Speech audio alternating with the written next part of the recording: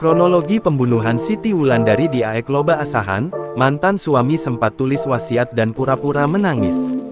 Polres Asahan akhirnya mengungkap kronologi pembunuhan di Desa Aek Loba, Kecamatan Aek Kuasan, Kabupaten Asahan, Jumat tanggal 23 Februari tahun 2024. Korban merupakan seorang wanita bernama Siti Wulandari, 25 tahun. Pelaku ternyata merupakan mantan suami korban berinisial R, 31 tahun.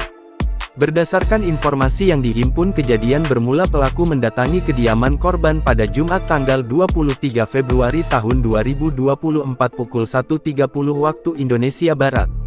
Pelaku datang ke rumah kosan korban dan langsung masuk ke rumah karena pintu tidak terkunci. Lalu masuk ke kamar korban dan membangunkannya untuk meminta hubungan suami istri, namun korban menolak. Korban beralasan pelaku sudah bukan suaminya lagi karena sudah bercerai. Korban dan pelaku pun bertengkar. Selanjutnya pelaku mencekik leher korban hingga meninggal dunia. Panik korban meninggal, pelaku lantas menyusun skenario korban meninggal karena mengakhiri hidup. Bahkan pelaku menulis surat di dalam buku yang seolah-olah korban berwasiat. Usai yakin skenario berhasil, pelaku keluar dari rumah kos korban lalu pulang menuju rumah orang tuanya. Keesokan harinya pukul 7 waktu Indonesia Barat pelaku datang ke kos kembali seolah kaget melihat korban yang meninggal.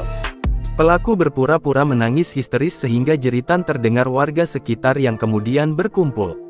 Aksi pelaku mulanya berjalan mulus sebelum dokter mengungkap korban diduga tidak murni mengakhiri hidup. Bahkan menemukan terdapat tanda-tanda memar di lutut dan paha kanan. Hingga akhirnya polisi melakukan interogasi pelaku yang akhirnya mengakui perbuatannya. Pengakuan pelaku aksinya dikarenakan cemburu terhadap korban yang menolak permintaan hubungan suami istri. Kini pelaku telah diamankan di Polres Asahan untuk penyelidikan lebih lanjut.